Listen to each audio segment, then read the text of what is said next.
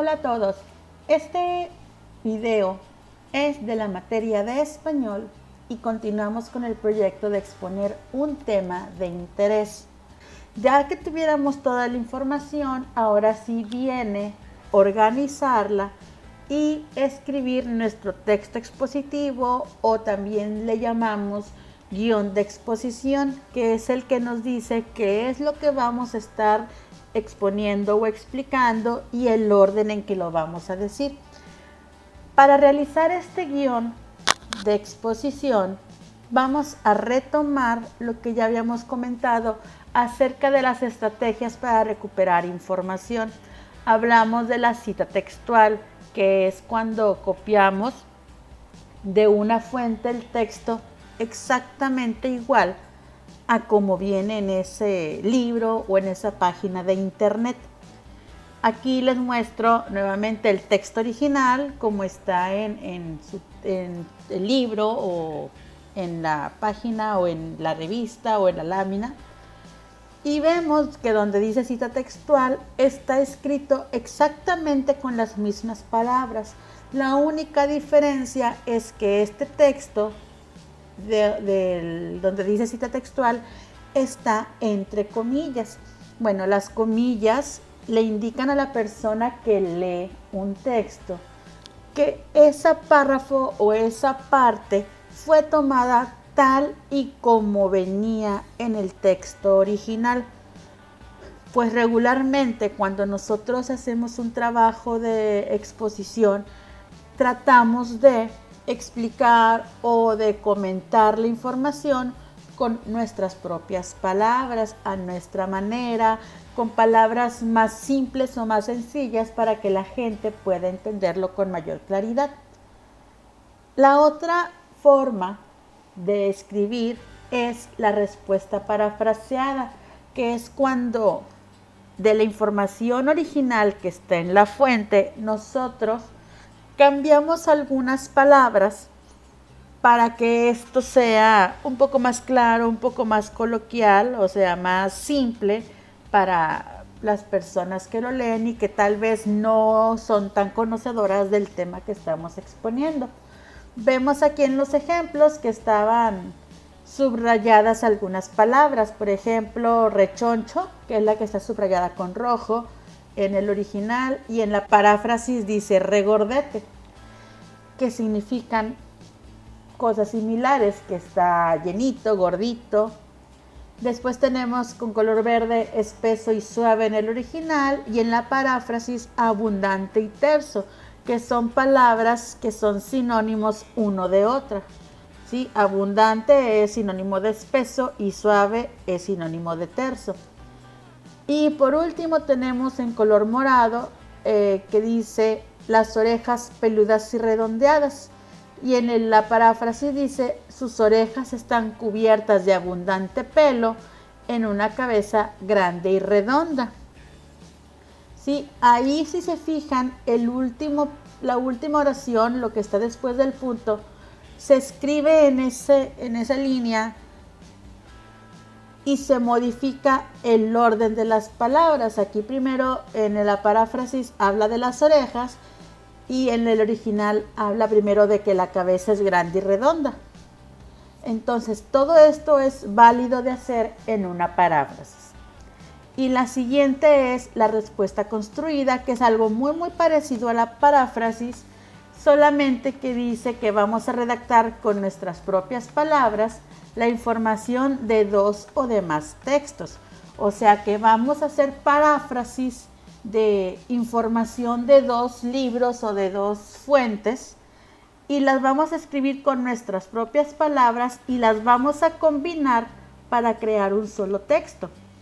Si vemos ahí en los ejemplos cómo se va acomodando la información del texto original, que es el mismo que hemos estado viendo, a la respuesta construida. Dice primero, el koala llega a tener una longitud corporal de 76 centímetros. Longitud sabemos que se refiere a la medida de lo largo. En la respuesta construida, en esa parte que es subrayada con rosa, dice que el koala es un animal que puede llegar a medir 76 centímetros de largo. Ven que le agregamos la palabra es un animal y en vez de utilizar la palabra longitud, anotamos que puede llegar a medir. En la parte verde hablamos acerca del pelaje, que dice en el original, cubierto de un pelaje espeso, suave y de color gris. Y en la respuesta construida decimos, tiene el cuerpo cubierto de pelo oscuro, blando, y grisáceo. En la parte roja, en el original dice, el cuerpo es rechoncho. En la respuesta construida simplemente decimos que es gordito. En la parte morada dice, su cabeza es grande y redonda. Y en el azul dice, las orejas peludas y redondeadas. En la respuesta construida decimos en la parte morada que su cabeza es de gran tamaño comparada con el resto y es redondeada. ¿Sí? En vez de decir que es grande y redonda, decimos que es de un tamaño grande y redondeada. La palabra redonda se modificó un poquito.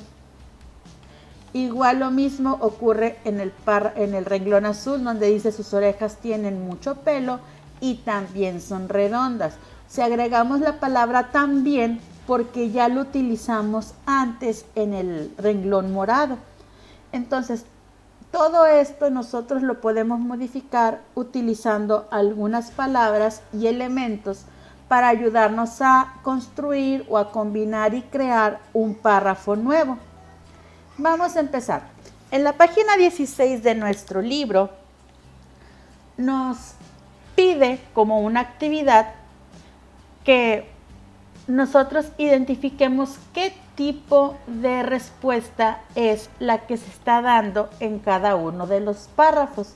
Aquí vemos que ya viene contestado ya en el libro y dice que lo que vemos aquí, que es la tercera pregunta en su libro, es una respuesta construida.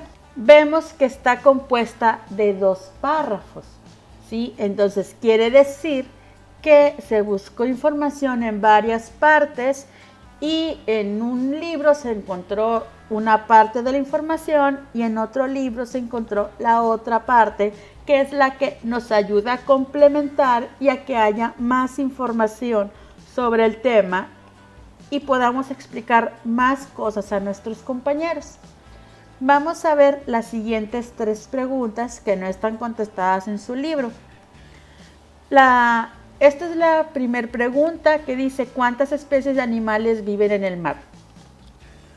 Dice que hay más de 20,000 especies de peces en el mundo, las cuales tienen diferentes tamaños, desde el más pequeño que cabe en la yema de un dedo, conocida como gobio enano, hasta el más grande llamado tiburón ballena. Después tenemos, ¿cómo logran respirar los animales que viven bajo el agua? Dice, los peces respiran mediante branquias que extraen el oxígeno del agua. En cambio, otros animales tienen que asomarse o salir a la superficie cada determinado tiempo, como las ballenas y las tortugas. En este ejemplo y en el anterior, ustedes ven que anoté que el tipo de respuesta que se dio es respuesta parafraseada.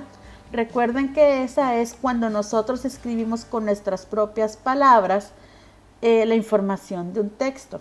Bueno, para explicarles por qué puse yo que estas son respuestas parafraseadas, vamos a pasar a la última pregunta de nuestro texto y vemos que dice la pregunta, ¿cuáles son las características de los tiburones que viven en alta mar? Y la respuesta dice, los tiburones que viven en alta mar son rapidísimos. Su poderosa cola, su cuerpo alargado y su hocico puntiagudo son perfectos para navegar a toda máquina. Los más grandes, como el tiburón oceánico de puntas blancas, son más lentos y robustos, pero aún así son capaces de lanzarse hacia la presa a la velocidad del rayo. Si somos observadores, notamos que a diferencia de los 3 textos anteriores, aquí la respuesta se encuentra entre comillas. Entonces, aquí dijimos que es una respuesta construida porque hay mucha información, y está separada por párrafos. Quiere decir que aunque todo se trata de lo mismo, en el segundo párrafo estamos dando solamente un ejemplo. Entonces aquí la información que pudimos haber encontrado en el texto la acomodamos a nuestra forma de ver, a nuestro gusto, como nos pareciera mucho más sencilla. En las otras dos, como no tienen comillas, podemos suponer que son respuestas parafraseadas, o sea que de lo que leímos en el texto escribimos la respuesta con nuestras propias palabras. Y en esta última, simplemente por tener las comillas, sabemos que es una cita textual. Ya quedando claro esto, pasamos a explicar un ejemplo de cómo podemos nosotros redactar las respuestas. Para esto, les muestro un pequeño párrafo acerca de la historia de la aviación. Dice: la fascinante historia de la aviación se inicia una fría y ventosa mañana de 1903 en Kitty Hawk, lugar cercano a Norfolk, en el estado norteamericano de Carolina del Norte. Dos hombres de esforzado espíritu pionero, los hermanos Wilbur y Orville Wright, hacen realidad, ante solo 5 testigos presenciales en Kitty Hawk, en el estado de North Carolina, en Estados Unidos, el vuelo de un aparato más pesado que el aire. Sueño acariciado por generaciones enteras de sesudos ciencistas, escritores visionarios y osados aventureros. Esta es una información que se encontró en alguna fuente. Nos va a ayudar para encontrar la respuesta a la pregunta que tenemos, que es ¿cómo inició la aviación? Y sí, la aviación o el viaje en avión empieza cuando los hermanos Wright hacen experimentos para hacer volar un aeroplano. De esa información, nosotros tomamos solamente lo que da respuesta a nuestra pregunta. La pregunta es, ¿cómo inició la aviación? Pues simplemente vamos a notar que en 1903 los hermanos Wilbur y Orville Wright hacen volar un aparato más pesado que el aire frente a 5 testigos presenciales. Si notan, la frase más pesado que el aire está en un color distinto y está entre comillas porque quiero que noten que como lo escribimos tal y como está en la fuente, debemos de ponerlo entre comillas. Como dice en nuestro cuadrito abajo, se escribe entre comillas porque se redacta la descripción del aparato exactamente igual a como está escrito en el texto original. No le modificamos nada, lo escribimos tal y como dice en el texto, ¿sí? ¿De qué se está hablando o qué aparato es ese? Pues un aeroplano, que en aquel entonces tal vez no tenía un nombre específico. Y como les decía ahorita, solamente tomamos la información que nos sirva para la respuesta que estamos buscando. El resto lo podemos utilizar en otra cosa. Por ejemplo, si la pregunta dijera, ¿dónde se realizó por primera vez un vuelo? Entonces ahí podemos escribir que en Kitty Hawk, en Carolina del Norte. Si nos preguntan cuándo, entonces podemos decir que en el año de 1903. Entonces, dependiendo de las preguntas, nosotros vamos a ir solamente tomando lo que nos va a dar respuesta. Si nosotros escribiéramos todo eso que dice ahí en la respuesta, estaríamos escribiendo demasiado. Y si notamos, se repiten cosas. Se repite el nombre del lugar donde se hizo ese vuelo, se repite que es el estado del Carolina del Norte, ¿verdad? Entonces, escribir todo eso no es necesario, solamente vamos a escribir la información que es adecuada a la pregunta. La siguiente habla acerca de cómo vamos a redactar nuestro texto expositivo o nuestro guión de exposición.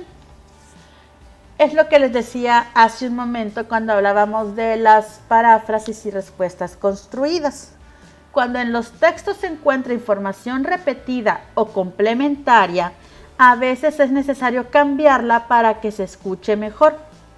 Y una forma de hacerlo es utilizando sinónimos o pronombres. Vamos a ver un ejemplo del uso de sinónimos. El primer párrafo es el texto original y el segundo ya es el párrafo donde se utilizaron algunos sinónimos, que recuerden que dijimos que son las palabras que sirven para nombrar a una misma cosa de varias formas, o son palabras con significados parecidos que se escriben de forma diferente.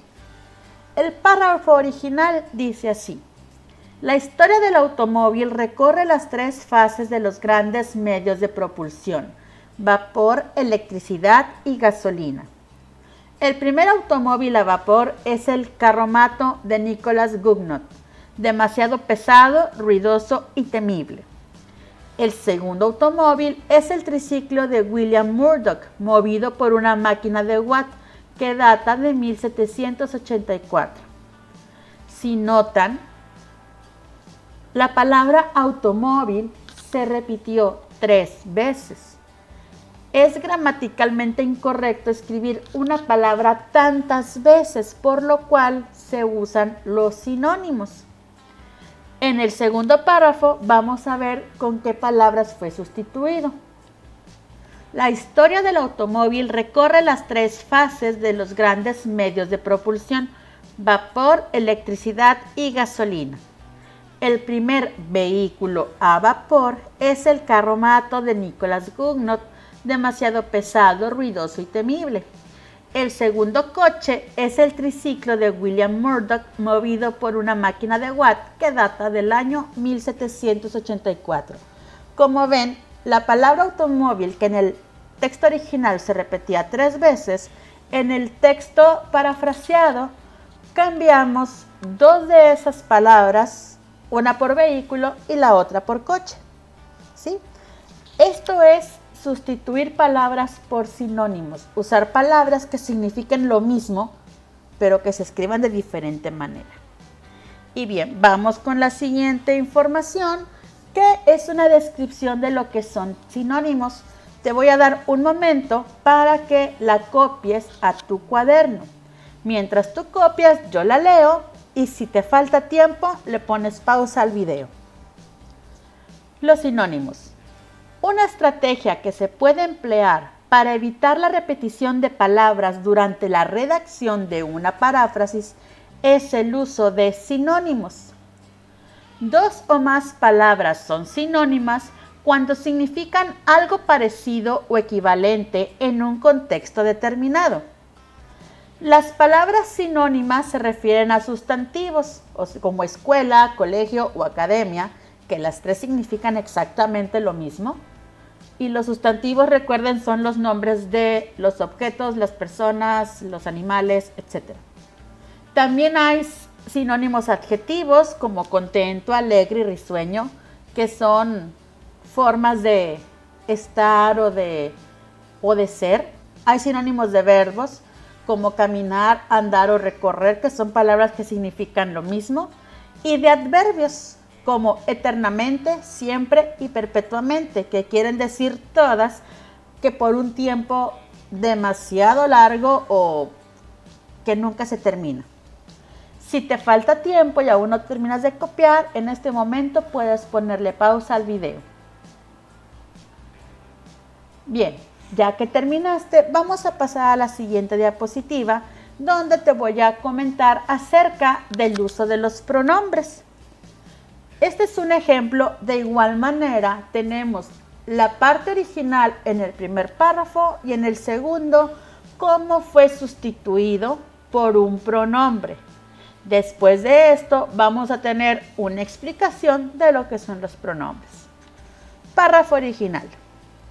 La contaminación acústica hace referencia al ruido.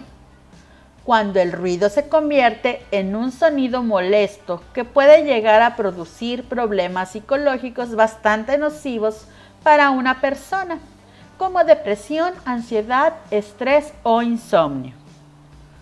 ¿Sí? Vemos aquí que la palabra ruido se repite 2 veces. y que están muy juntas aparte. Entonces, como el párrafo se trata acerca del ruido, la segunda palabra ruido la vamos a cambiar por un pronombre y quedaría de esta manera. La contaminación acústica hace referencia al ruido cuando o sea, el ruido, porque estamos hablando del ruido, se convierte en un sonido molesto que puede llegar a producir problemas psicológicos bastante nocivos para una persona, como depresión, ansiedad, estrés o insomnio. ¿Ok? Notamos que cuando hablamos de un tema en particular y necesitamos referirnos a él o hablar de él mencionándolo, en lugar de poner otra vez el nombre de ese tema, como en este caso ruido, utilizamos un pronombre, él, este, aquel, etc. ¿Por qué? Porque pues estamos hablando de eso. Todo lo que vayamos a decir en un párrafo se va a referir al tema del que estamos hablando.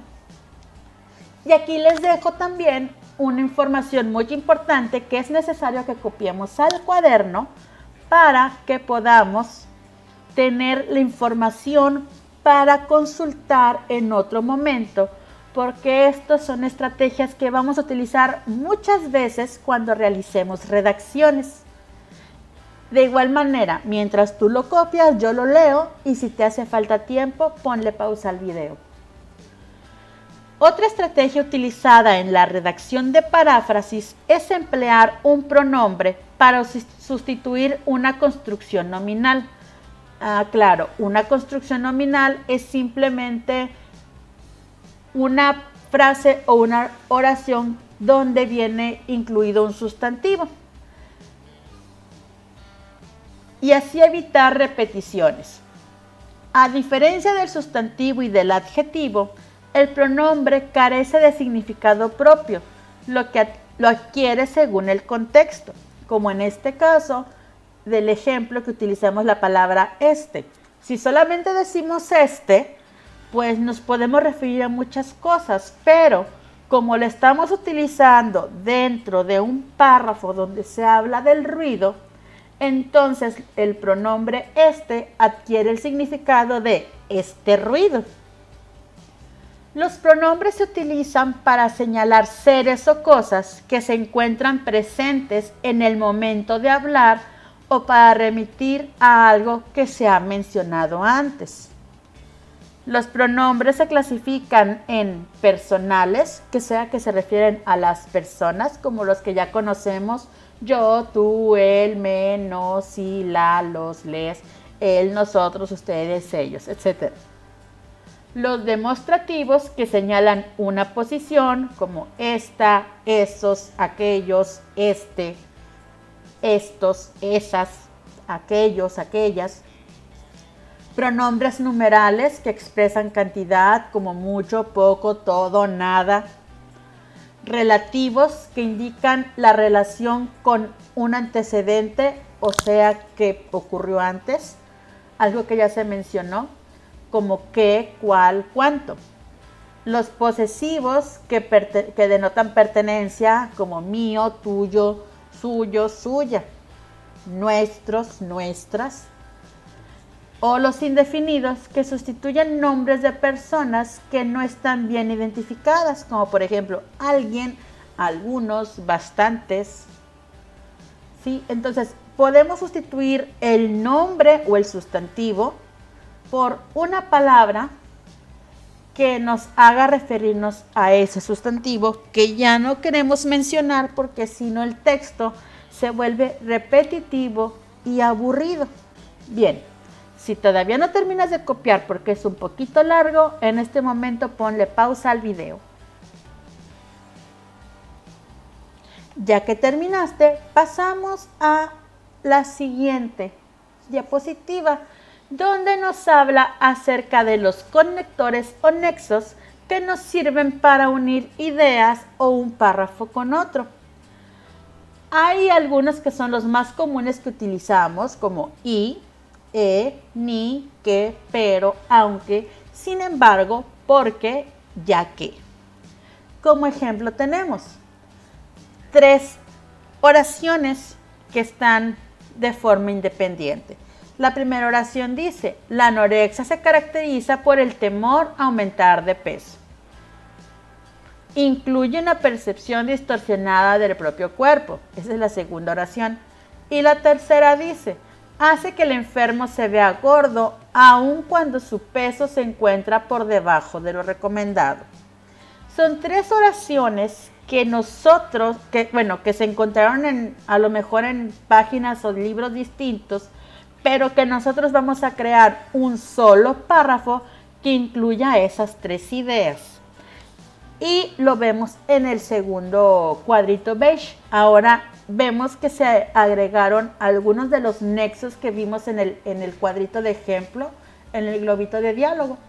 Y va a quedar de esta manera el párrafo ya construido con ayuda de nexos.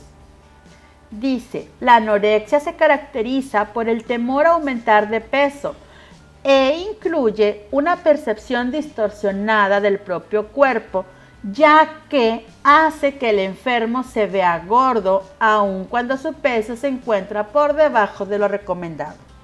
Si notan, al agregarle esos dos nexos, estamos convirtiendo esas tres ideas o esas tres oraciones independientes en un solo texto y es entendible, no es información que no tenga nada que ver una con otra. ¿Sí? Porque toda se refiere al mismo tema, que es la anorexia.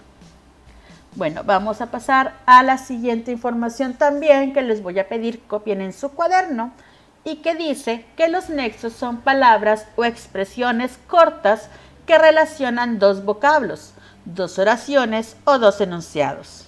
Los nexos pertenecen al grupo de los conectores, cuya función es organizar las partes de un texto para darle sentido y se emplean para expresar unión, elección, oposición, causa, consecuencia, comparación de dos o más ideas, ¿sí?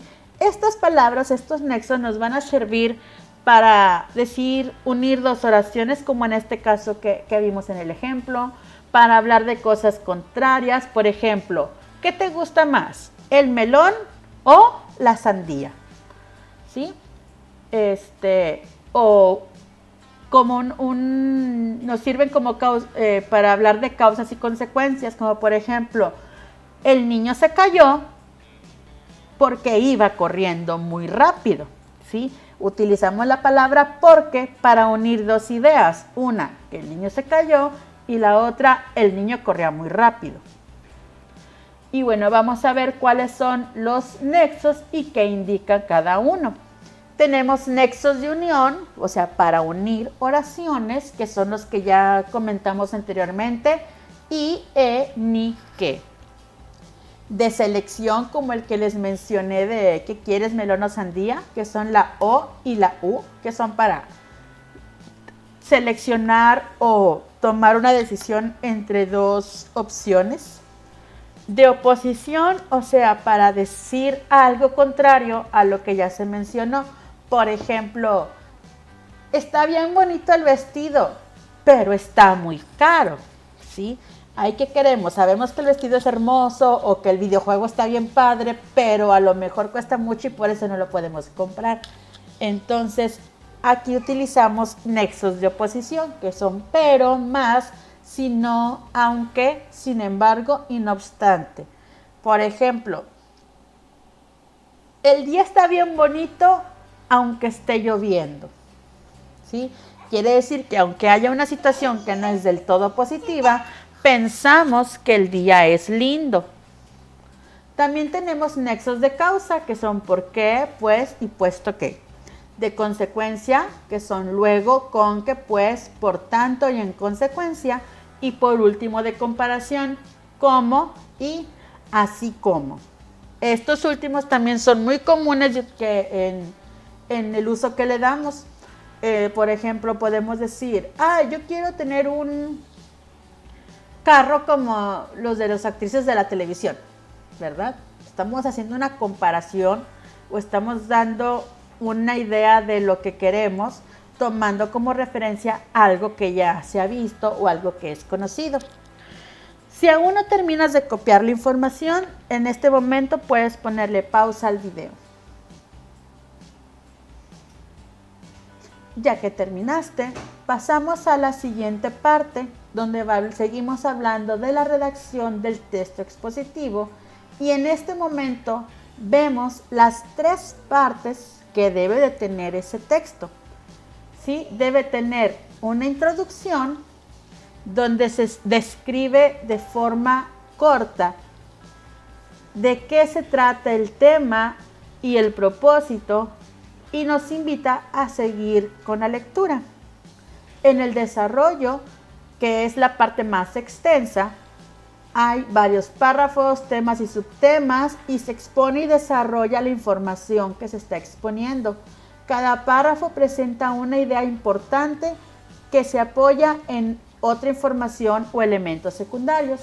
Y por último, la conclusión, que es un pequeño párrafo en el que se da una idea concreta o se hace un análisis acerca de las ideas principales del texto. Y para entenderlo un poco mejor, les muestro este texto que se llama El ocaso del langur. El langur es uno de los primates más en peligro crítico más amenazados del planeta. La población de esta especie vietnamita del tamaño de un mapache ha pasado de unos 2.500 ejemplares en la década de 1960 a los 55 que quedan hoy, debido sobre todo a la caza furtiva. Los investigadores habían percibido el declive, pero no eran conscientes de la magnitud del problema hasta que se hizo un censo en esta población en 1999. Sin embargo, es posible que la especie repunte. Para detener a los furtivos, el gobierno de Vietnam ha establecido una zona central de protección dentro de un parque natural. Los biólogos del proyecto de conservación del langur han desplazado 2 hembras al área protegida con intención de que haya más nacimientos. Algunos lugareños colaboran con el proyecto registrando avistamientos. Bien, aquí tenemos subrayado de distintos colores los distintos elementos del texto. Primeramente tenemos el título. Como este es un texto un poco más corto, no tiene ningún subtítulo, solamente tiene la introducción, donde nos habla del tema principal o nos comenta a grandes rasgos cuál es el tema que se está tratando en este escrito, que es que el langur está en peligro de extinción. ¿Sí? Ya en el desarrollo, que es la parte verde, nos da una explicación un poco más detallada de cuántos existían, cuántos existen actualmente, cuál es la causa de que estén desapareciendo y qué acciones se están realizando para evitar que esta especie se extinga para siempre. Y en la conclusión, pues solamente hacemos un pequeño comentario o un pequeño análisis. En este caso, en la conclusión dice que los biólogos o los científicos que trabajan en este proyecto ya tienen a 2 hembras listas para ayudarlas a que procreen más animalitos de esta especie y evitar que dejen de existir. Y la gente del lugar los ayuda avisando en dónde han visto animalitos de estos para llevarlos a esa reserva y protegerlos. Ahora les doy un pequeño resumen de todo lo que llevamos hecho desde el primer video de este proyecto. ¿Sí? Estos son los pasos que debemos seguir para realizar nuestra investigación. El primer paso es elegir el tema. Ya que sé de qué quiero hablar, el paso 2 es escribir las preguntas guía o las preguntas que me van a servir para recabar o reunir la información que voy a exponer. Ya que escribí todas las preguntas sobre lo que yo quiero saber o que quiero explicar, me pongo a investigar. y tengo que buscar en diferentes fuentes de información, no nada más en una. Para que nuestra investigación sea bastante buena, bastante clara y bien informada, debemos utilizar más de una fuente de información. El cuarto paso es que conforme vayamos investigando, vamos anotando la información en las fichas. ¿Sí? Recuerden que dijimos, hay que tener una ficha por cada pregunta y vamos a ir escribiendo la información o la respuesta que encontremos de cada una. Si se me acaba la ficha, pues uso otra, no hay problema. En el paso 5, que es donde estuvimos hablando hoy y que les di todos los recursos para poder hacerlo de una manera adecuada, vamos a escribir el texto expositivo y colocar temas y subtemas. Los temas y subtemas los podemos organizar por las preguntas, o sea, utilizar las preguntas para poner el título o el subtítulo de cada parte. Y ya que tengamos listo nuestro texto expositivo, entonces sí, vamos a elaborar nuestro material visual, nuestra cartulina, nuestras diapositivas o lo que vayamos a hacer. Y ya que tengamos todo eso listo, hay que estudiar el tema, leerlo muy bien, entenderlo y aprenderlo para poder explicarlo. ¿Ok? Entonces, espero que esta información te sea útil porque tu tarea será redactar y revisar la información que ya llevas investigada y el texto expositivo que ya lleves avanzado. ¿Sí? Revisar que tenga los elementos que acabamos de ver, como introducción, desarrollo, conclusión, que no estés repitiendo palabras, que utilices sinónimos, que cambies algún sustantivo por algún pronombre, que evites que se estén repite la información. ¿Ok? Eso es lo que vas a hacer en esta ocasión. Si todavía no realizas tu texto expositivo, pues entonces escríbelo tomando en cuenta todo lo que ya se te explicó en este video. Espero que te sea de mucho provecho, que le entiendas. Si no, vuélvelo a poner y detente en las partes en cada parte para que te sea más claro. Nos vemos en la próxima y mucha suerte con tu trabajo.